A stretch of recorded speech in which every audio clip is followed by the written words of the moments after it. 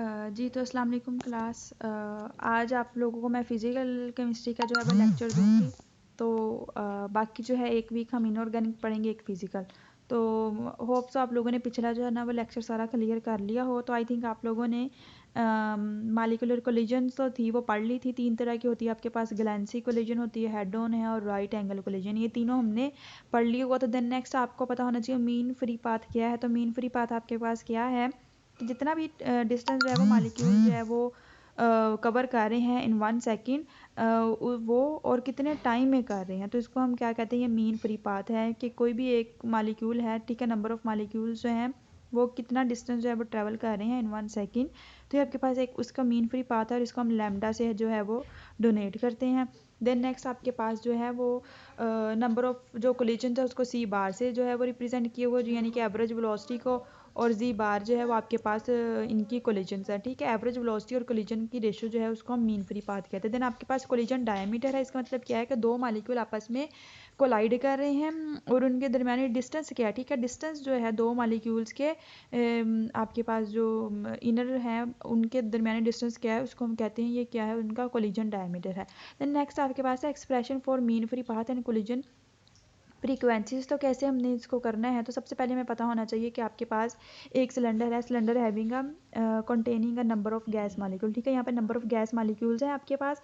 अब आपके पास क्या है, ये आपके पास हार्ड स्फीयर है, ठीक है, इनके दरमियान कोलिजन्स नहीं हो रही।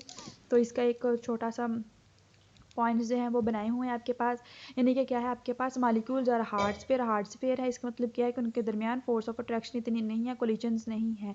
उसका डायमीटर आपके पास दिया हुआ है 2π है, आपके पास एवरेज वेलोसिटी है सी बार दे दिया, मीटर पर सेकंड, डिस्टेंस आपके पास 1 सेकंड दे दिया है।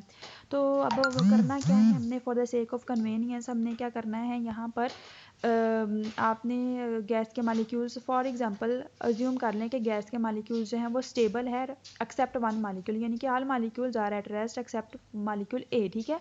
ए मॉलिक्यूल जो है रेस्ट पे नहीं है, तो वो क्या करेगा, collide with each other having a radius equal to the molecular diameter 5, यानी कि वो कोलाइड करेगा किसी दूसरे मॉलिक्यूल के साथ उस जिसका डायमीटर, उन दोनों का डिस्टेंस जो है वो कितना हो, आपके पास 5 हो। अब आपके पास वहाँ पर क्या है, सी बार जो है हम यहाँ पर ले रहे हैं कि लेंथ जो सिलेंडर है, ठीक है, इसकी लेंथ आपके पास क्या है, सी बार है। इसका वॉल्यूम जो है कि कितने मॉलिक्यूल इसके अंदर आ सकते हैं, वो आपके पास पाई 5 स्क्वायर और सी बार है।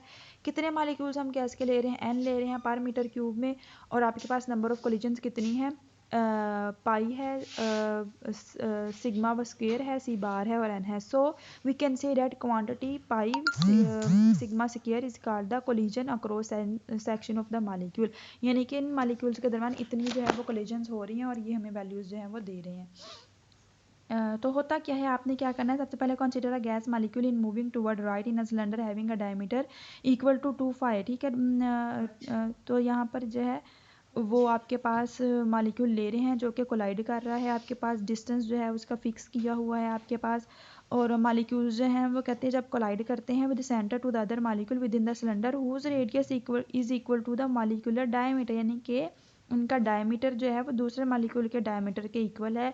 तो इस तरह से कोलिजन्स जो हैं वो मॉलिक्यूल के दरमियान हो रही हैं।